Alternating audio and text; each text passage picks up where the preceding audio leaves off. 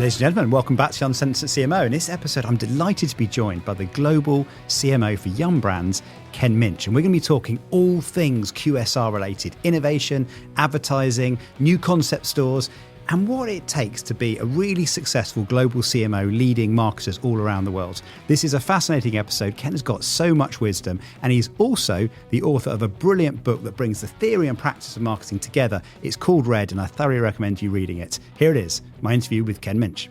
So Ken, welcome to Uncensored CMO. Thank you very much for having me. It's really cool to be here. Really looking forward to this conversation, and thanks for hosting us in Taco Bell headquarters as well. That's right. So anyone watching on video will get a little glimpse of where we are. There you go, Southern California. Indeed, yeah, happy to be here. Although I brought the weather with me. I was expecting... You did. It was going to be sun and shining, the typical dry weather that we have, but actually we could have used the rain right now. So, well, if there was ever a moment to bring the rain, then now's the moment. Yeah, but, exactly. So thank you so much for hosting me. Love to know, how did you get into this career? Where did it start for you? And where did the connection with Yum first happen? Interesting. So I had never thought of marketing and advertising my entire childhood career. I actually started, I was a creative writing major at University of California, San Diego, and I was going to be a novelist, poet, I have no idea. And I quickly realized there was no money in it whatsoever. And I got an offer to be a junior copywriter at an ad agency. And I thought, what the hell, I'll do it for the summer. And then from there, it just sort of blossomed. I went from one shop to another shop as a creative, and then eventually got into strategy, and then ended up running a big shop in Chicago with a few other heads of strategy, FCB in Chicago, reporting to a few great mentors. And then, interestingly, what happened at that point? Oh yeah, we moved out. We came to present to California. There was an issue with Taco Bell. They had several quarters of declining sales, or something was going on. And we came out here and started working on their issues. And they said, "Well, we really like what you're doing. I don't think we're going to continue a relationship with the agency, but it would be great if you came and worked here or broke off and started your own shop." So that's what we did. We broke off and we started our own shop, a couple of folks, and we did a bunch of work for a bunch of brands. Eventually, they wanted us more on KFC and more on Pizza Hut and more on KFC Global and all these. So it's a massive piece of business. We couldn't do it all. And we had other clients that were a lot of fun to work with. And so eventually, I think they got frustrated, and out of anger and spite, they acquired us. Really? Yeah. And then that way we would just, get rid of everybody else on our roster. And so we did. We were fortunate enough to work with them. It was a great move, just because they're so exciting and intuitive marketers at Yum. And we did. So we came over. We were acquired, but they let us stay in our own little. At first, they said, no, you got to move into the Taco Bell building. We quickly said, no, the whole benefit of this is to be outside and be in the real world. You should go to Collider offices. They're nearby here. And so we did. We kept our own space and did our own thing. And eventually I became the CMO of Yum, but still run Collider. And Collider is now about 35 people or 33 people, something like that. And we do work in 165 countries around the world. Wow. So, yeah. I love that, because the debate often in marketing is in-house versus external agency. And of course, in-house, you can be quick and you're closer to the customer and you understand what's going on. You can tap into the network. But the benefit of outside agency, of course, is you bring outside thinking in. The creatives are working on lots of different challenges, keeps them fresh. I guess in this case, you probably got the best of both worlds in a way. So we quickly realized that first, when we were acquired, we realized, if we stop doing all outside work, it's a disservice. And so we kept on doing work for key clients, just a few clients a year, no more than say 20% of what we did, external clients, and that just opened up the world to us, right? And so we do work with a pretty major airline and a bunch of other, packaged food companies and a medical, and it just opens up your mind and keeps everybody fresh and young and interesting, and really I think that's the key to our success, is that we do a little bit of outside stuff.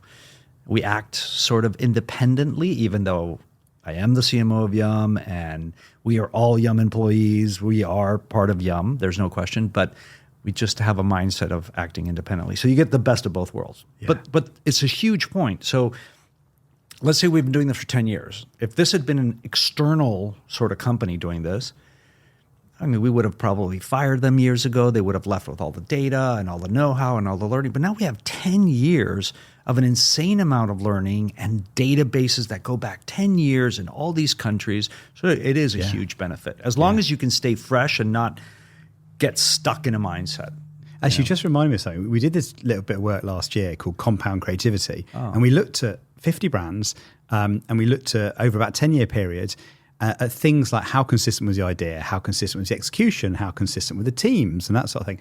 And we actually looked at, this won't surprise you at all, but the more often you change your creative agency, the lower the work. And the more consistent you were with the creative agency, it was like this compounding effect. Not just that the work was better, but the work got better on being better, if you know what I mean. So the gap between not changing to changing, we call it the cost of change, of changing the agency. I mean, sometimes you have to, right? But you need to build in the cost. Yeah, I fully do you know what I mean? That. And it was fascinating. In a way, you're getting that compound creativity with the knowledge, expertise retained.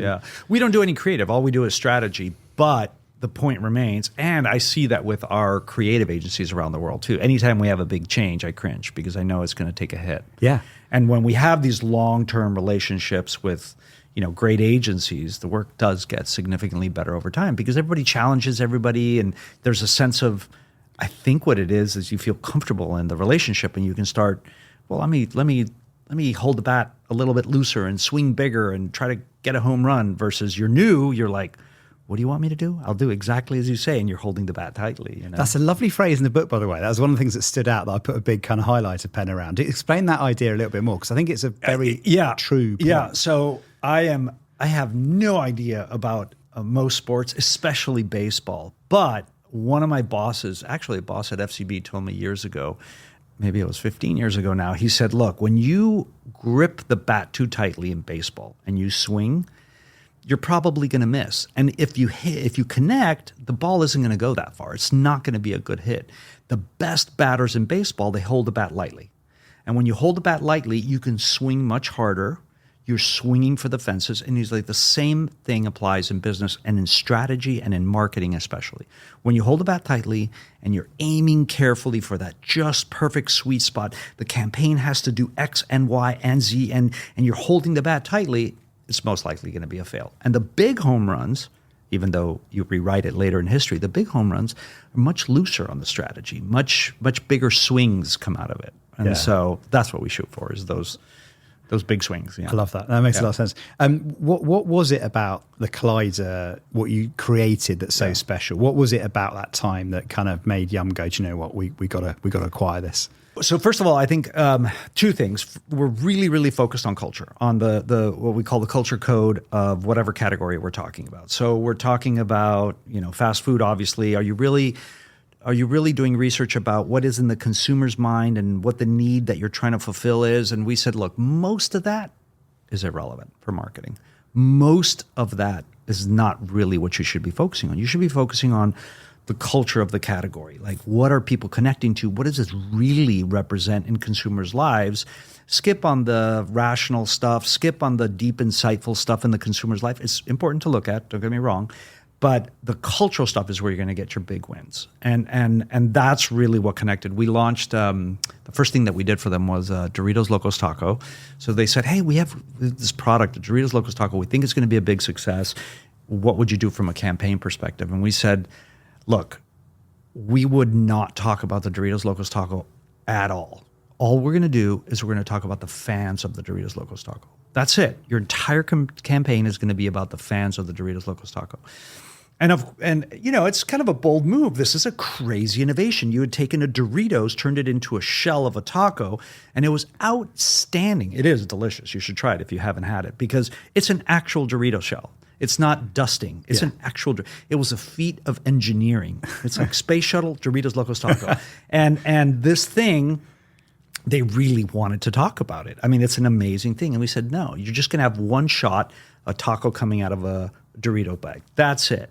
Everything else is going to be about the fans. And what the whole point of it is, you're creating QSR culture. You're creating buzz around this. Had nothing to do with what consumer insight could there possibly be to come up with this innovation? Do you know what I'm saying? Yeah. But there is a big cultural reason to do it.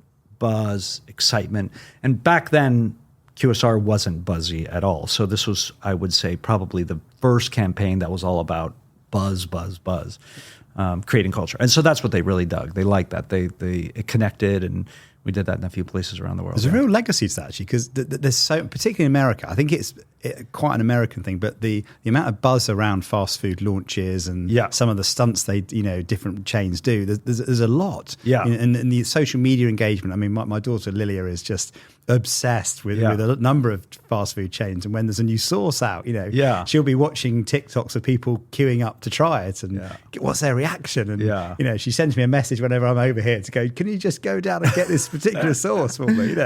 And there is a thing in culture with fast food now that I didn't feel like, No. I'll tell you, I honestly tell you that we used to do crazy launches with Pizza Hut back in the day.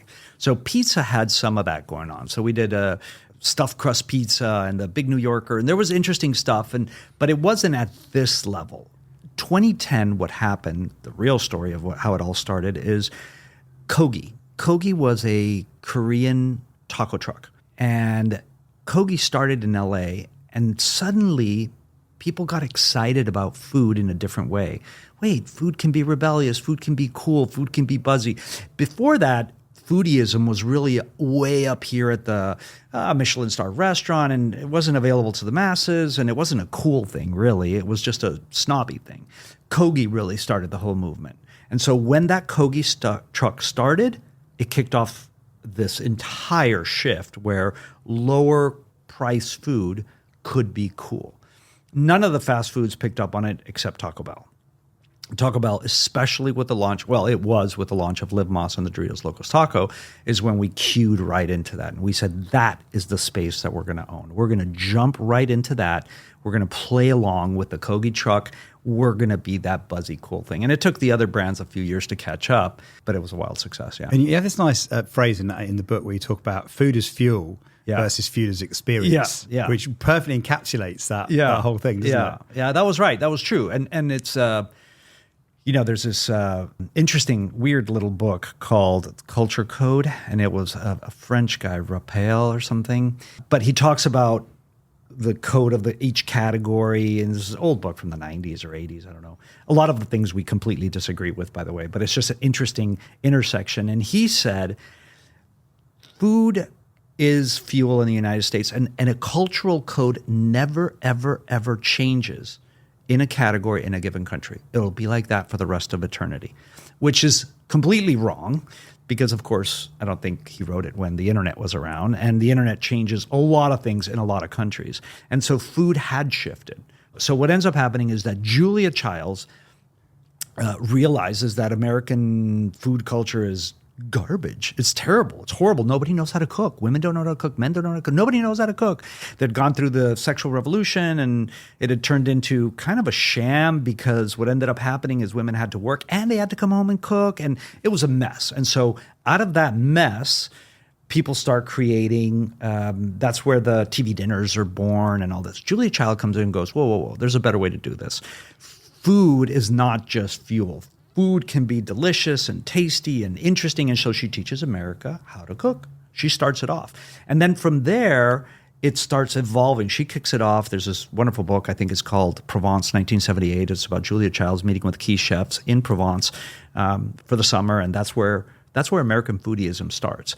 And little by little, it evolves, and then Michelin star things start happening. High-end chefs start happening. Anthony Bourdain comes around.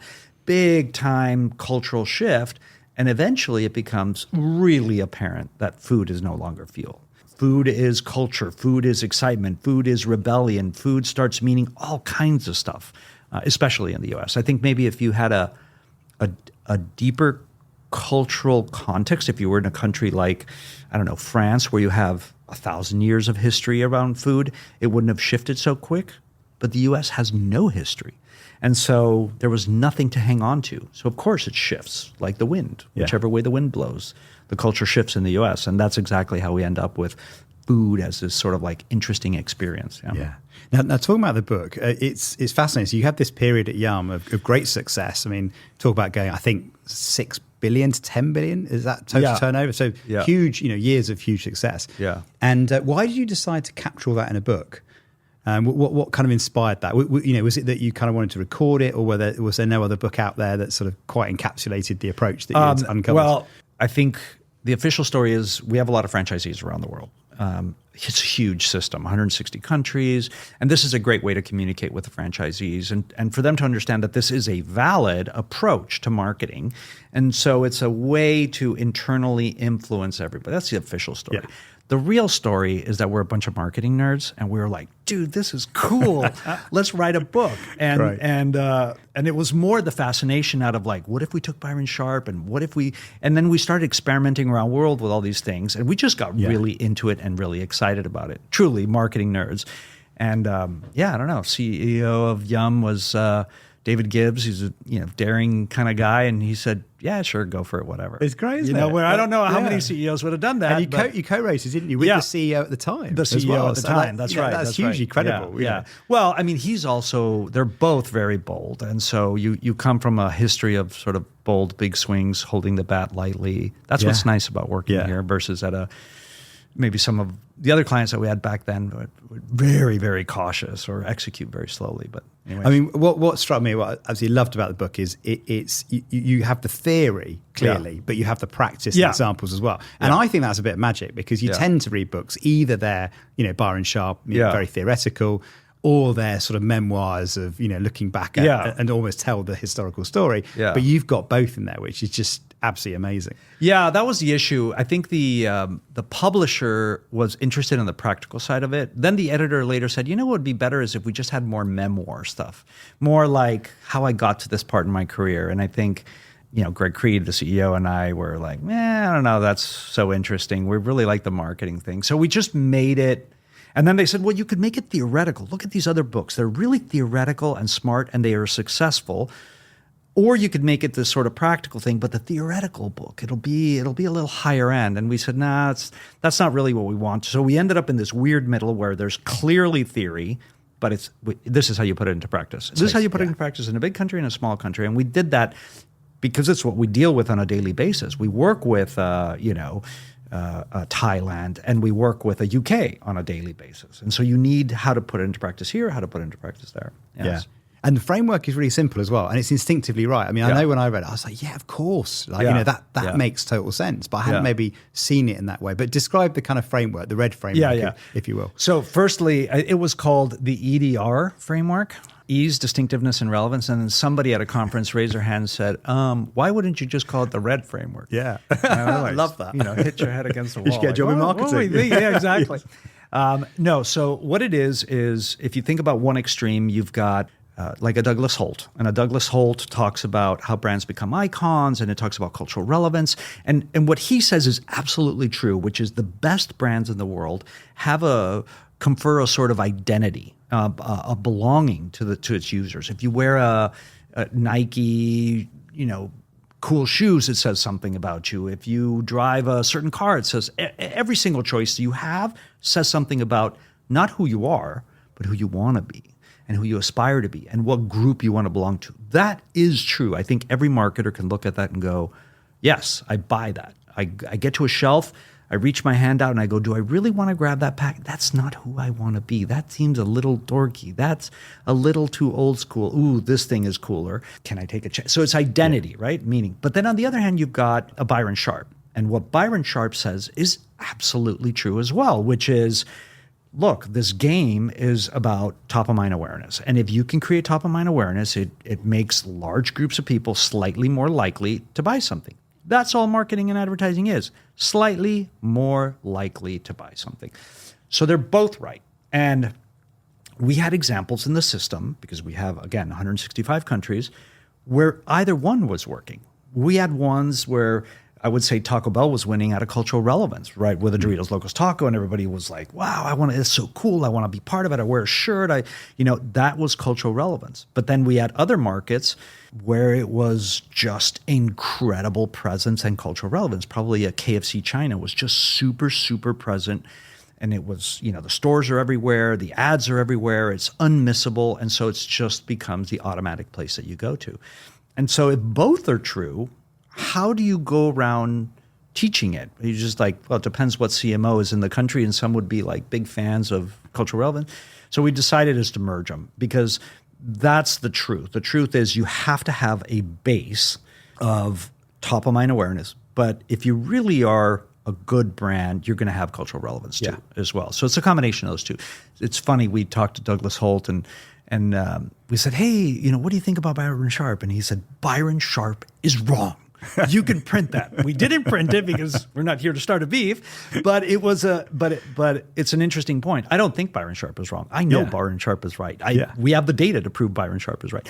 But I also know Douglas Holt is right. I also know that it does matter if you aspire to belong to a group that the brand represents, or you're ashamed of it. Of course it's going to have an impact for a smaller number of brands, for the best top brands. For the base level brands out there, it's 100% by how brands grow. And I think some of the tension here is actually what Byron does and how brands grow is actually why brands have grown. And it's kind of looking at the evidence, they've got more availability, they've got more mental awareness, right? But the sort of stuff you're talking about is how they grow in terms of how they get to that mental availability by being culturally relevant, isn't it? Yeah, that's true. So I think some of it is the how versus the why. Yeah. You know what I mean? We spend, and that's where we get kind of like everyone gets kind of all knickers in a twist. Yeah. So we spend very little time going through the theory in the books or whatever. What we do is really say, okay, if it is mental availability and it is cultural relevance, how do you do that? Yeah. And what we do is we say, R is cultural relevance, but R we also throw in there a sort of a functional relevance, which is your category, what we call category use occasions.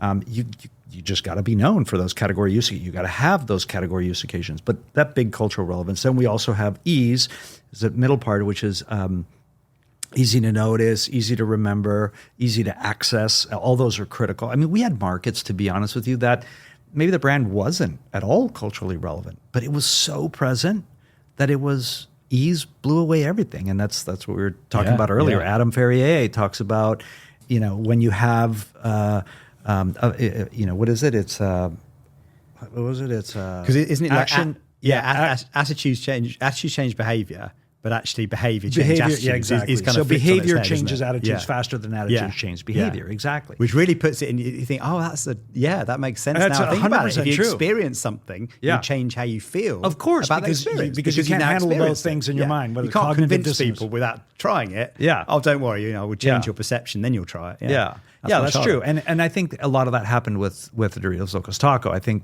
a lot of people in the U.S. heard about it in 2011 or 2012, whenever it was launched it. And everybody wanted to try it because it was cool, and the advertising made it seem like it was the coolest thing since sliced bread. And so they did. They tried it, and what we saw all of our scores go up. I mean, we saw health scores go up. We saw likability scores grow up. We saw, every single metric in the book went up. Metrics that were completely unrelated to the product because of that point. They went, they tried it, they experienced it, and of course they are now going to feel better about the brand. Not because they had a good experience, simply because they did it, and they have to sort of connect the dots in their mind and say, well, yeah, I wouldn't have done it if it were a bad company. You know what I mean? So anyway, totally. There's marketing nerdyism here. But that's Daniel Kahneman thing, isn't it? Is that, of course. If you're familiar with something, if you've experienced something, if it comes to mind, you will feel better about it. Course. So bigger brands create better feelings in people because of that, the experience they've had. It's just sort of one of those laws. And that's another thing I think with, talking about Byron Sharp a lot, but, how brands grow versus behavioral science. But behavioral science is the toolkit to help, create the change that then ends up creating mental availability. Yeah, that's right. That's right. In the end of it, which is good. I want to touch on the ease for a second. So you got, relevance, ease, and distinctiveness. And I think the relevance and distinctiveness, I think marketers will debate till the cows come home. Yeah. They probably spend most of their efforts in the relevance and distinctiveness box. But I think ease is like this untapped opportunity for most, because whenever we sit and think about any other experience we have in our lives, it can be painful. The consumer experience can be really difficult, right? But somehow when we get to our own brand, we just think it's amazing. Yeah. But I think when we first set out to sort of understand the state of marketing at Yum, and we went to all these different countries and met with all these different marketers, very few marketers had truly understood that ease was their job. They were like, no, I'm going to build this cool brand, or I'm going to make this top of mind brand. Yeah, but what about especially now with the digital tools? What about where you're distributed? And what about how quickly you make the ordering? All that, I believe, is on your plate, is how do you make that ordering process as quick, as easy, as seamless, the payment all that is marketing. Back to the Adam Ferrier thing, all that is marketing. And so we realized that we needed to make it officially the part of marketers' jobs. And look, the dirty secret is by far the most powerful thing that you can do in the world of marketing is increase ease. Yeah. That's it. If you can increase ease, it blows away any sort of cultural relevance, any sort of top of mind. Oh, many people will argue top of mind is ease, but anyways, but physical availability blows away anything else, I would argue. 100%. And this is back to the Daniel Kahneman idea of actually thinking is hard for humans. Exactly. And therefore you make it easy for someone to make the choice, and then bingo, you're there. Yeah, that's right. And so why wouldn't you put it in the marketer's toolkit? Yeah. If your job is to increase sales by 10%, you can increase sales by 10% by beating your head against the wall and creating the coolest advertising campaign in history with the best agency in the world and struggle and maybe reach there, or you can make your product 10% easier to get, and you got there. Yeah. It's kind of how Amazon Prime is just insanely 100%, like this, isn't it? It's just, if I can avoid getting in the car, going down the road to pick something up from a DIY store, it can be there in a few hours, just hitting a button. And the payment process as well, it's spooky. Yeah. Like you just press on it, it's like buy done. now. Yeah. And you expect to have to enter some details and it's just done. Yeah. Like, whoa. Yeah. It's a bit too easy, isn't it? Like, My chair broke at my home office literally Saturday. I was sitting there and I hit the floor. It broke.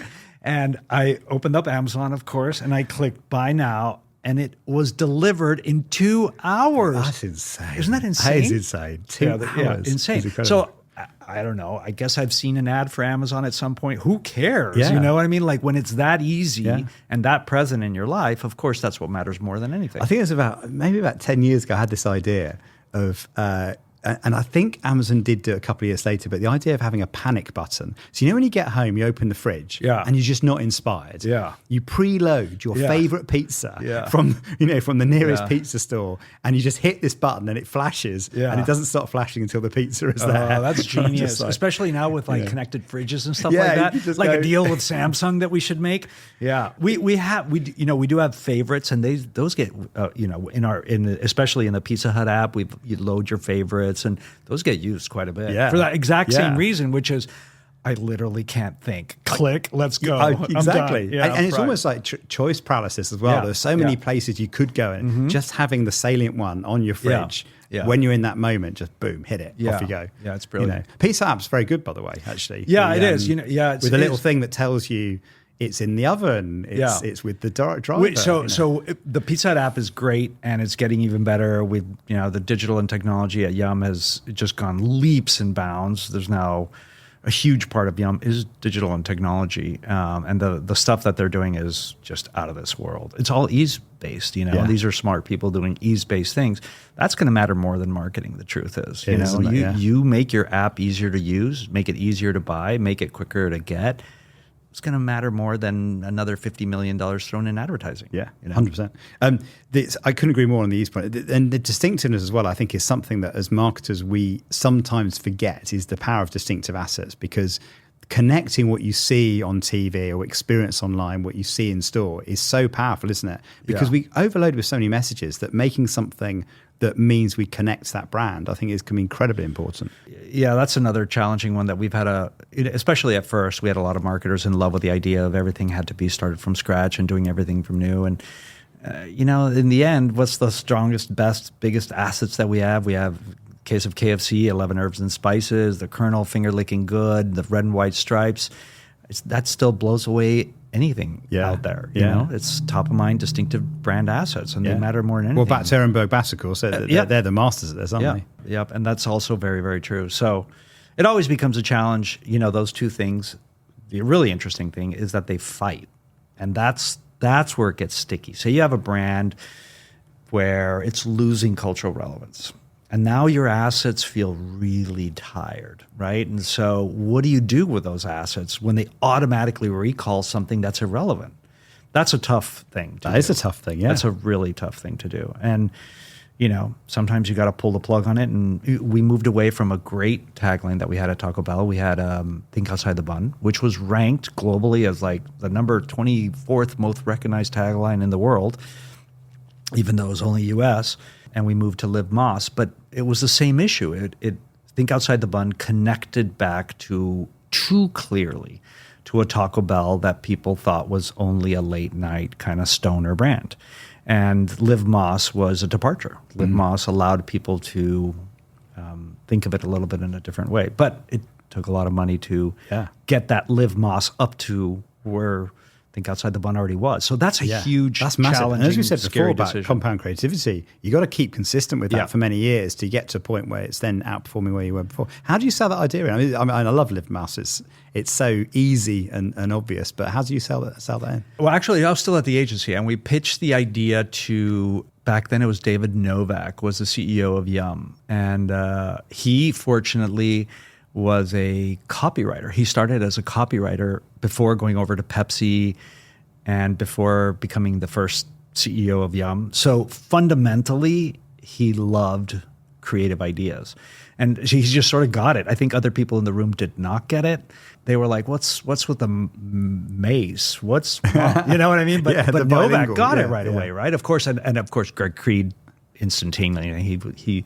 He bled purple like I was Taco Bell, big time. And so they dug it, and David Novak, got it right away and got excited. And, that's the thing at Yum. Something like that at another company would have taken, I don't know, a year of pitching. It was 20 minutes.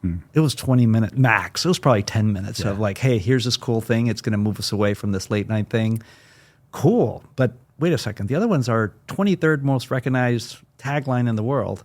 Yeah, but it connects back. What do you think? Let's go for it. All right, done. And so yeah, it's fun. Yeah. And also, like, even if you don't understand maths in terms of the words, it feels energetic. It does. Like it more, does. Yeah. And so it's funny, actually. It reminded me of, I shot an ad in Colombia years and years ago, and we had this very long drive from Bogota to Villa de Leyva up in the mountains where we were shooting.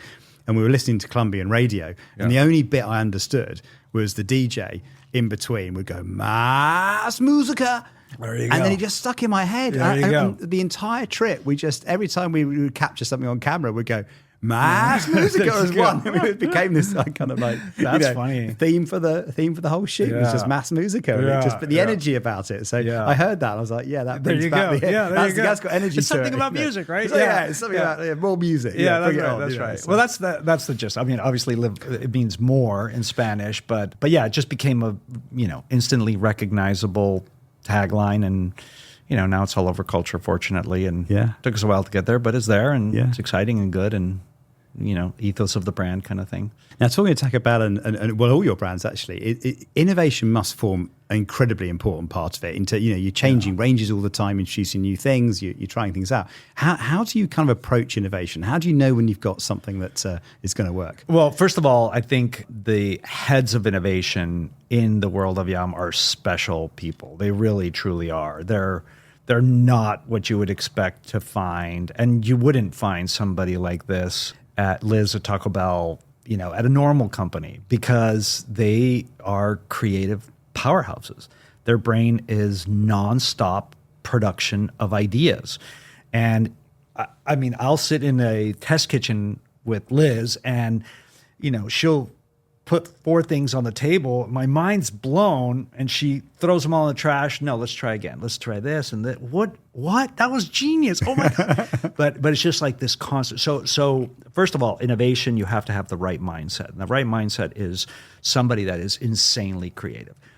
I don't think it's always like that. I think oftentimes you're looking at a consumer insight and somebody that's cautious and somebody that's thoughtful and somebody that's, but in a place like Taco Bell, a place like fast food, I would argue anywhere, to be honest with you, I think creative powerhouses really drive the show. Now, on top of that, especially at Taco Bell, but we've got incredible innovation at Pizza Hut and incredible innovation at KFC Global, my God. But what they do is that they never have one avenue of approach. It's never, hey, we've got, 5 food experts and they're going to create a new taco or a new chicken sandwich.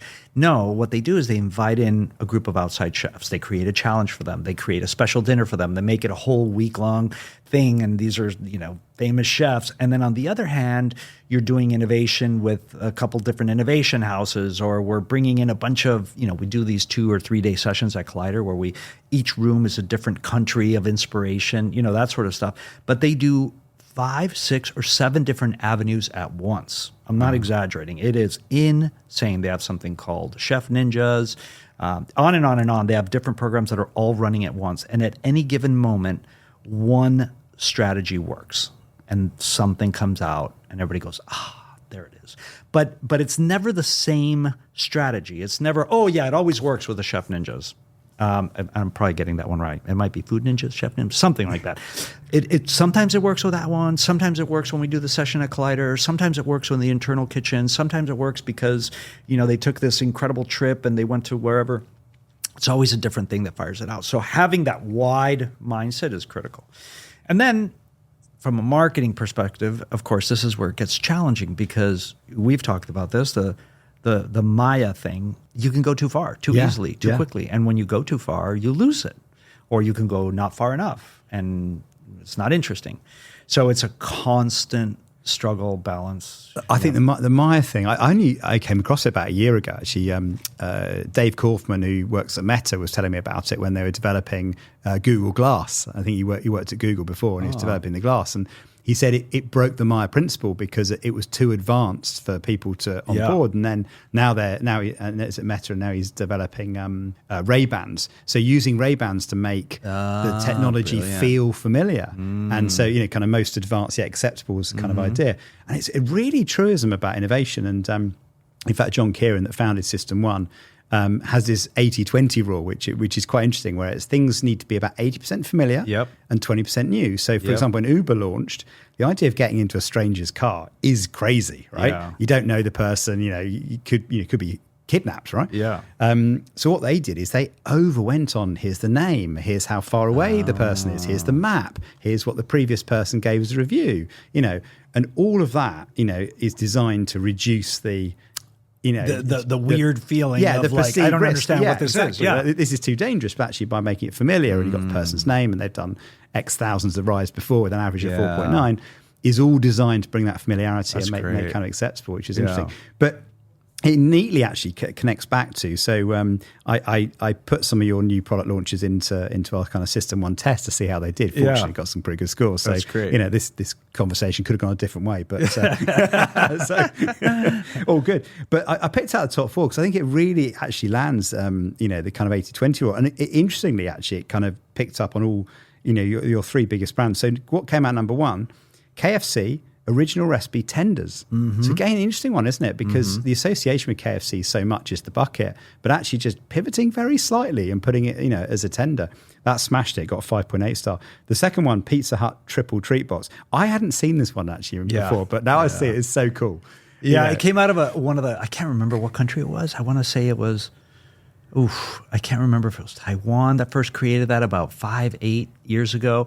It's this cool tower of pizza boxes like drawers. Yeah. And it's so cool. But what's inside each one of those drawers is a pizza, some breadsticks, and a dessert. It's nothing crazy. It's nothing wild, but it's a home run. It's just like a reframing and just encouraging you to, get the 3 together. The third one, interestingly, actually, which is also an interesting insight about price, with KFC $5 bowls, is actually price can be emotive. I discovered this actually. We work with a lot of grocery retailers in the UK, and of course they're all the time they're testing price points. Yeah, and so we actually end up trying to test price points for emotional response, and sometimes kind of delivering quality and value at the same time actually kind of can be quite a compelling thing. And what we found the secret with the $5 anything. Well, in our case, it started years and years ago with at KFC. Frankly, they had a meal deals, and everybody's got meal deal. Like, you can get the number 3 or number 2 or number 1. And what they did at KFC a few years ago is like, what if we threw them all in one box and called it a $5 box, and everything was all inclusive? So what is that? It is emotional or whatever, but it's primarily it's ease. Yes. Because you walk Yes, in and of you course. go take the $5 box. I'm done. I've got a drink. I've got a thing. 100%. $5 box, $5 box, $5. Everybody remembers that. Yeah. Everybody did. Yeah. Yeah, you got to be careful not to get too tied to the price point with inflation. But yeah, it's I think you're right. You are right. It's the ease over the price in that situation. That the price point is handy to remember because it's a round number. Yeah. But it's the ease that's actually the thing that you're getting. right. That's really interesting. The fourth one, probably my favorite actually, Taco Bell nacho fries. Came in with a 5.4 star as well, which just sounds delicious. Yeah, you've chosen the some of the strongest stuff that we have in Yum. Yeah, nacho fries is great. So nacho fries, a bunch of people here at Taco Bell had worked on them for years. Melissa Freebay, who's now CMO KFC Pizza Hut US, I think was one of the main architects of that. And they had tried fries for years and years and years because, how could you be fast food and not offer fries? Yeah. Is that crazy? For 5 years, they did not offer fries. And they kept on thinking, God, we need to launch fries. We need to launch fries. Greg Creed was always the guy that said, how does that make sense for Taco Bell? No, get out of here. He was totally right. Distinctiveness, right? He's totally right. The same thing. Creed, one time, they came to him and said, look, ranch sells like crazy. It sells like crazy. What do we do? How do we get there? Nope, I'm not buying ranch. This is a Mexican-inspired food. What ranch? And then finally somebody from the innovation team said, what if we put some avocado in it and called it avocado ranch? Done, sold, boom, number one, right? Well, the same thing happened with fries. They wanted to launch fries, and then Melissa, I'm sure, or Liz came in and said, well, what if we call it nacho fries and we use some of the nacho spices and the breading on it is going to be, not just the typical stuff, but it's great, done. And it's a huge success. It's wild. And the biggest point, you don't dip it in ketchup. You dip it in nacho cheese. And it's to die for. It's so good. It's so good. Yeah, back to our 80-20, right? You're taking 80% That's right. familiar. It's the familiarity 100%. with the brand, with a little twist. Yeah. What happens when it goes wrong? I'm sure with the amount of innovations you do, you must have the odd one that goes wrong. Yeah, so here's one that I'm sure it's okay to talk about because I'm trying to think if breaking news, ladies and gentlemen. If the responsible parties can track me down and get angry at me. But it was about 10 years ago, and we knew nuggets were a big deal, and obviously in fast food, right? Taco Bell, it's the same thing as ranch and the same thing as anything else, or as fries. Like, what does Taco Bell have to do with that? And so what they did is they said, well, nuggets, I know what we can do. Let's squish the nugget down and let's make it flat and let's make it triangular into the shape of a nacho fry, right? A piece of tortilla that's fried, in case your listeners don't know what a nacho fry is. And so it would be a flat piece of chicken that's breaded and fried in a triangle. It was delicious. And it was a complete failure because that was 80-20 the wrong way. Wait. It gets better. Then we called it naked chicken chip. Oh, that's put a thought in my head. I didn't. Naked chicken chip. What on earth is a naked chicken chip? Yeah. So of course, you swing wildly. There was a creative in Argentina that I used to love, and he said, "Look, marketing and advertising is a tennis game, and in a tennis game, when you lob it right down the middle of the court, nice and slow, safe place, nobody's going to say anything. Nobody's going to lean in. Nobody's going to go ooh ah." When you hit that ball hard and fast and it goes right on the line, that's when the crowd goes crazy. And that's your job as a marketer. Your job is to get the crowd to go crazy. But sometimes you're going to go over the line. And you got to have that safety. It's okay. Nobody got fired for naked chicken chips. It was a lot of money, I'm sure. But there's a lot of innovations that don't work. But that's sort of the culture that you have to create. Like swing big, swing for the fences, or in this case, hit that ball down as hard and as fast as you can right at that line. It's okay if you go over. If you're not comfortable doing that, you shouldn't be in the world of marketing. Or you shouldn't be in charge of marketing. Or you shouldn't be a CEO that's commenting on marketing. You need to be able to aim that ball as hard and as fast on that line and sometimes go over. That's a brilliant analogy. Yeah. That's isn't it great? That's absolutely spot on. You're right, because that's where the tension is. That's where the engagement is. Like you say, right on the line. Yeah. Oof, that's really good. A lot of innovations has to obviously, you're working within the brand framework. So KFC, right? So much history, so many associations. You can't go too far out the line. But I was really fascinated by KFC Saucy or Saucy by KFC. Yeah. So it's probably a bit of an innovator's dilemma here. What do you do when you kind of like need to innovate for the brand, but it's taking you possibly outside that line? Yeah, so Saucy is a really interesting one. We have two of those kind of things going on right now. We have more in other countries, but Saucy for KFC, and we have a Live Más Cafe, which is a drink concept for Taco Bell in San Diego, both of those. And that's a little bit of like, look, take the shackles off. Let's pretend there's no rules. You're your own brand manager. You report to nobody. And literally, by the way, that's how we set it up. People report to nobody. They can do whatever they want. Literally nobody. Literally. Well, they report to David Gibbs, of course, Yeah. but David Gibbs wants everybody to swing big, so he's not going to stop. Really, he won't stop anything. He's like, look, if it's a big swing, go for it. And in the case of Saucy, it's Christophe Poirier, who used to run KFC France, did a great job. Then he was Pizza Hut global CMO, and then they said, why don't you let's try something crazy. Let's try something wild, and they did this Saucy concept out in Orlando. You can break the rules and just to experiment, just to see what happens. Which way does it go? What happens? How do people react? What does the brand do? And it's a really interesting. We're excited and hopeful for it. But yeah, it's a big departure, right? Because there's pink in there. It says Saucy by KFC, so it's still connected to KFC. It could be a sub brand. It's an experiment, and it's a lot of fun. Yeah, and describe it for anyone who hasn't come across it yet. Yeah, so Saucy by KFC, what it is it's a beautiful restaurant. It's just a single concept right now, or single restaurant. But what it is imagine that it's a glass, lots of plants, super cool, pink, feels very Gen Z. It's got a little splash of KFC in there. It's got some KFC colors. It's got 11 herbs and spices. It's got a few elements of KFC in there, but it's a big departure. As a matter of fact, we said the brief to the creatives was, what if the Colonel's granddaughter took over? That's exactly how we briefed the creatives. And this is the concept they came up with, which was Saucy by KFC. Well, we actually created the name ourselves. But what they sell is chicken strips, tenders, and sandwiches and dips. And the Saucy is 11, back to the 11 herbs and spices. It's 11 different sauces, and they're just way out there sauces. Some are close in, some are far out. To hit that 80-20, that's probably about the ratio, by the way. Yeah. If I think about the percentage of sauces that are way out there and the percent of sauces that are way in. So we've got ranch. I think we call it ranch something. But we've also got crazy, lemongrass, whatever. But you need that for the virality, don't you? For people to go, oh my God, I came here and look what I tried. Yeah, and it's also just delicious, And so you've got just a very few items. We have Saucy soirees, Friday nights, get together that we bring in new artists and have really cool events, fills up with new artists and by colleges. It's a very cool concept. It's a lot of fun. And what's the plan? Is to test it and then roll out if it works, or to apply the insights? I think that everything's the on the brand? table right now. Yeah. Everything's on the table. But for now, it really was sort of a brainchild of David Gibbs of saying, hey, what if we tried something new and tried something different and didn't have any shackles, and let's test and learn and see what happens, which I think is an important part of, isn't it? I don't think a lot of companies do that, but I think it's cool. It's really important cultural insight as well, isn't it? In terms of inside Yum, giving permission to go and do that is enormous, isn't it? Because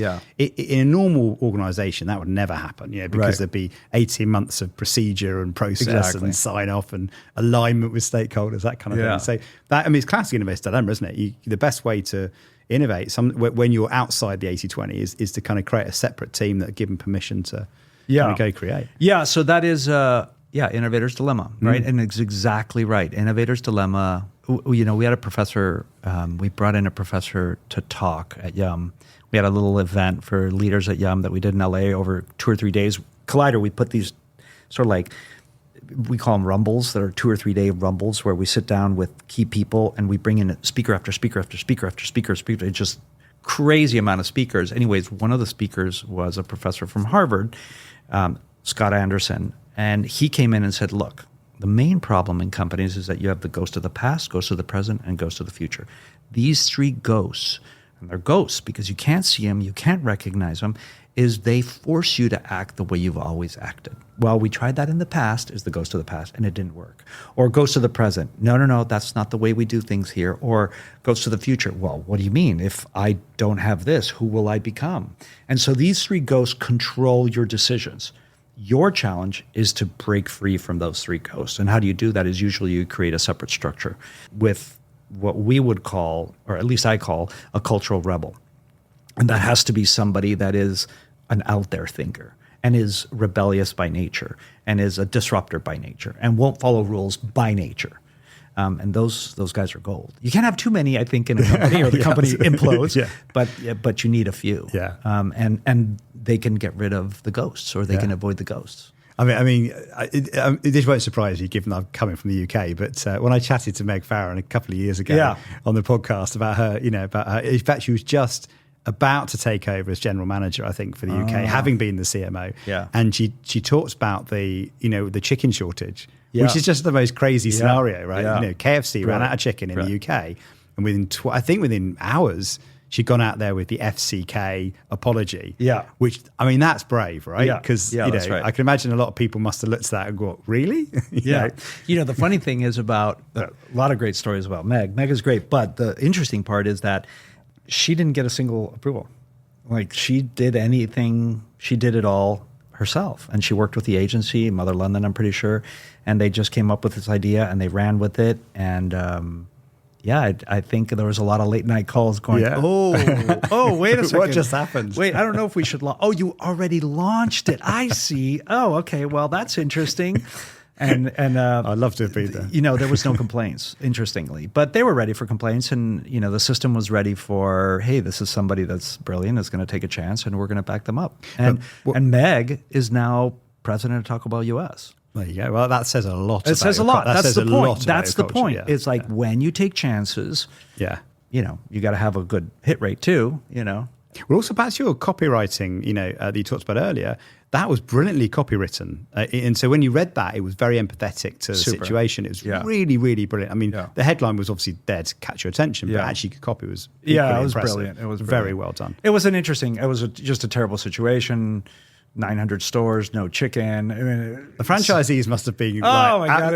It was. I don't think people slept for a solid 3 months. It was not a fun time in Yum history, but man, talk about creating a powerful team structure, culture, excitement, and fixing a problem. People really came together. It was amazing to watch. Yeah, that's pretty awesome. Yeah. What would you pick as your kind of favorite moments if you look back in Yum history? Yeah, the things that maybe have surprised you, or certainly the Doritos Locos Taco is great, but I would say where we are right now, both on the Taco Bell on the US side with some big swings and big transitions and this desire, well, that you're part of this whole session right now too, which is we want big bets. And it just is it's electric. It's exciting, it's electric. People are willing to take big swings, and it just feels like there's so much opportunity just floating there in the air, and people, all they're doing is empowering you. That's why Saucy, it's no coincidence that in this culture, Saucy is created, Le Mas Cafe is created,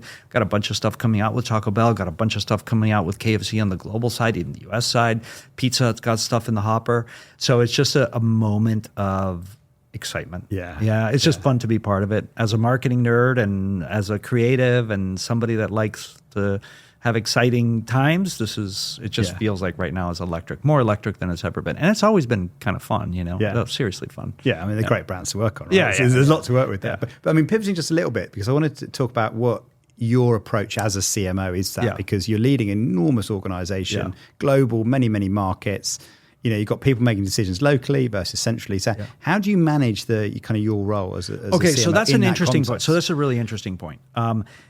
Each CMO is entirely independent, back to taking big swings and having things. So Val Kavizniak is leading KFC Global. She reports literally to nobody except the CEO of KFC. We don't have dotted lines.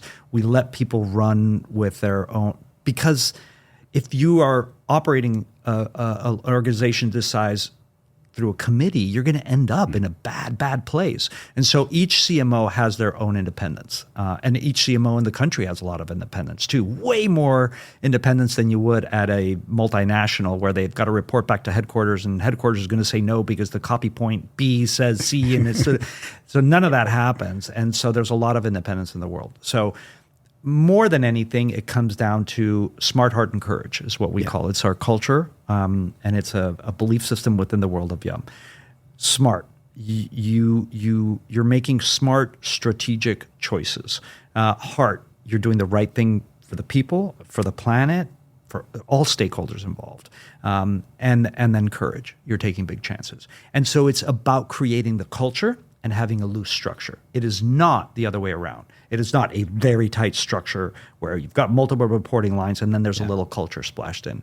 This is the other way around. Yeah. It is smart, heart, and courage first, and then we got a little bit of a loose structure that, by the way, we can break as necessary. Yeah. No, that's really smart. And I get that, because then you feel ownership, don't you? Yeah, there's nothing worse than thinking, I'm just a pawn in the game here and I just have to do what head office says. Yeah. You know, you're much more likely to care, take the jumps that you've talked about, and also care about the execution, because once you have ownership, once responsibility is pushed down, in that sense, you can't mess it up then, because it's on you. Yeah. Whereas when it's been given to you, like, well, it's just head office, what do they know? Yeah, that's right. That's right. 100% delegate ownership. Responsibility. Yeah, I mean, I'm sure that when Meg launched that FCK ad, she launched it and she probably didn't sleep that night, and she was, praying to the many gods and the phone on. But it was on her, and she felt that responsibility. It wasn't on head office. It was on her, and that was exciting and career enhancing and personally enhancing. And that's right. It's ownership. Yeah, you do have ownership and responsibility. And building on that, what would you say kind of the main, markings of a great CMO? What are the kind of things that really set apart the successful ones within the organization? Yeah. The truth is, if the CMO is not leading through ideas, then it's never going to work. And what do I mean by that? I mean that a true CMO, in my book, is somebody that doesn't have to author the idea, but can identify a good idea and champions that idea and runs with that idea and breaks down barriers with that idea. It's an idea-driven individual. That's what I think. There are CMOs out there that are political, or maybe they're more about organization, more about culture, which I just said culture is important. Mm-hmm. But the culture is important in order to empower a CMO to be an independent thinker and to have that vision. If you don't have the vision, don't be a CMO. That's really the key. If you're just going to come in here, political, whatever, move, it's not going to work. Our best CMOs, Taylor, Taco Bell, I can name every single one right now across the board, is going to be idea driven. They're going to. If you have a conversation with them in an elevator, they're gonna shout about their ideas. It's gonna be loud. It's gonna be obnoxious, because they're gonna be super excited about an idea that they're championing. Yeah. And so that's the primary thing. You have to be idea driven, and not everybody is. And you should, in my book, you shouldn't be a CMO if you're not idea driven. Maybe it's because I came from creative, or maybe it came from the agency side, but it is about idea driven. Secondly, I think you need to create a culture of courage and driving that courage and pushing that courage and emboldening others. And then third, I would say that there is a left brain part of this equation. I mean, we just talked about R.E.D and how nerdy that book is, but it is, if you don't know the Byron Sharps and the Douglas Holtz and the Adam Ferriers, and if you haven't read the books, and if you don't study how human mind works, and you don't know who Kahneman is, then it's a problem, because the answers of how to change people's opinions and convince people are there. Yeah. So you've got to have that left side of the equation. So it's a weird mixture, right? You're idea driven, but you're also, you're powered by the smart stuff. Yeah. Well, that's what makes the ideas work, isn't it? Because the ideas are always in the context of changing a consumer behavior and delivering a vision or a goal you have as an organization. It's combining those things together, right? Exactly. And the marketer has to connect those dots. And if one of those things isn't working, you're going to go off on you have a great idea that destroys the business, right? Yeah. If it's not rooted in a consumer truth or consumer behavior and aligns to the goal of the business. Yeah, 100%. The marketer's always trying to balance those things out. Yeah, that's right. And you can be too left brain. And if you're too left brain, then it doesn't work. Yeah, because you could be like, wait, is this? There was a great Jack Hinchcliffe right now. He's the CMO of Habit, our fourth brand that we just acquired a few years ago. And I think you probably know Jack. Jack. Yeah. KFC UK. Jack has a line that I think one of his agencies gave him. He said, when you evaluate creative, first thing you look at is creative is like, do you feel something? Is it, and you're excited about it? The second thing is it on strategy? And then the third thing is, does it matter if it was off? Ooh. Isn't that smart? Ooh, I like that. Yeah. We do tie ourselves up, don't we? Well, it didn't precisely meet, the 14th bullet point in the brief, right? Right. But it's bloody good. That's right. Oh, yes. And being in this position, I see a lot of briefs and a lot of post-rationalized stories, which I know are wrong. I know that's not how it actually happened. Somebody swung big for the fences with a creative idea that they fell in love with, or a crazy concept that they fell in love with, or a crazy product that they fell in love with. Was it on strategy? No. Yeah. It wasn't on strategy, but it didn't matter. They took that. So that's why I'm saying you can be too controlled by the left. Then later, of course, then they wrote the FE or wrote the case study or told their boss about it. Suddenly it was on strategy. We're all genius in retrospect. In retrospect. But the truth is, I think you can be, that's probably my main complaint, if you will, or my main thing that I'm cautious of is people that are too far on the left side of the equation when it comes to marketing.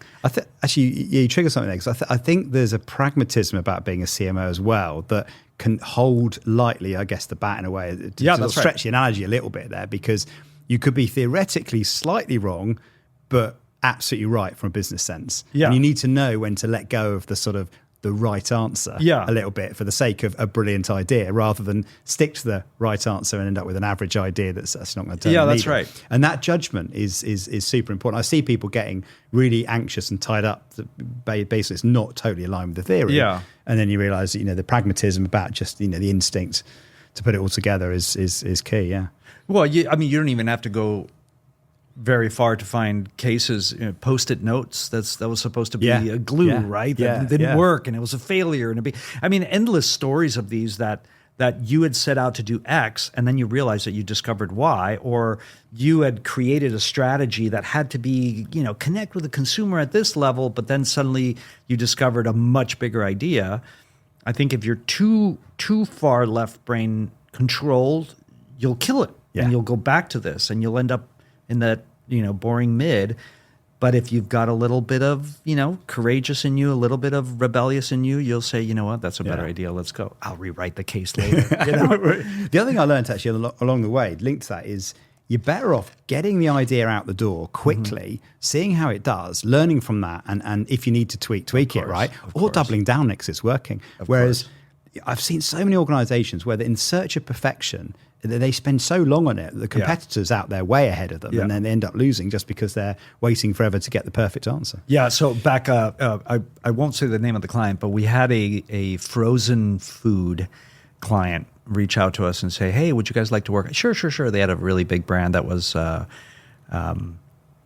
it was a lower calorie option. And so they said, help us kind of position it. And we said, well, the culture around women and eating, it's really turning into more about strength and not so much about skinny. Anyways, it took them several years to get that out the door. Not that they had to change the product, just the campaign. And by the time they launched it, that was kind of on the way out, No. And so yeah, we absolutely agree with that. Yeah. The best of our marketers will swing big and swing fast and get it out there. And guess what? It fails. Do it again. Yeah. That's the nice thing about QSR, by the way, which I admit is easier than packaged goods. QSR, you have 10 swings a year or 12 swings. These are our windows, our advertising windows. You have 10 swings. It didn't work in January. Okay, don't worry. Mid-February, you're going to have another swing. Yeah. Oh, it didn't work. Don't worry. You have another one in March. Oh, home run. Great. Now you found your gist, Yeah. And so that's the nice thing about QSR is that we do get multiple swings. I know that if you're packaged goods, most likely. But even in packaged goods, you can find a way to rapid prototype, test it in a small market. That's right. In the UK, we often use like Northern Ireland, for example, as you go and launch it in a local retailer there, see if it works and roll it out. That's true. And we do, and by the way, we do exactly the same thing. We've got tens of thousands of restaurants around the world. We're constantly testing every kind of crazy idea that you could possibly imagine in 1 or 2 or 10 or 15 of those restaurants. So we do that anytime you can be testing. But I mean, even with full marketing effort, full campaign, spending a chunk of your money, we still have 10 swings a year. Yeah. So that's kind of the unique thing is that, okay, well, I'm going to go big and I'm going to try it in February with the whole thing with, I'm going to do TV, I'm going to do social, I'm going to do out of home, I'm going to do product, I'm going to do store. Oh, that was okay. It didn't quite work. Let's try something else for February. That's kind of cool. I think I have to call this podcast "Hold It Lightly and Swing Big." There you go. I think that's the kind of theme through this, isn't it? That's right. Ken, it's been amazing to talk, mate. Thank you so much for sharing so much wisdom in there. From your time and big call out for your book as well. It's thank you. Brilliant. So go and order it on Amazon Prime. Get it in a few hours. Well, R.E.D. thank you for coming. Thank you for doing this podcast. I love the podcast, by the way. I think you're brilliant. I think it's fun, funny, entertaining. It's always goes by so quickly when you're in these conversations and hearing thanks, them. man. So I really appreciate it. That's what I try and do. So cool. Great. Thank you, mate. All right. Thanks a lot. Thank you very much for listening or watching Uncensored CMO. I hope you enjoyed that. If you did, please do hit the subscribe button wherever you get your podcast. If you're watching, hit subscribe there as well. I'd also love to get a review. Reviews make a big difference on other people discovering the show. So please do leave a review wherever you get your podcast. If you want to contact me, you can do. I'm over on X at Uncensored CMO or on LinkedIn where I'm under my own name, John Evans. Thanks for listening and watching. I'll see you next time.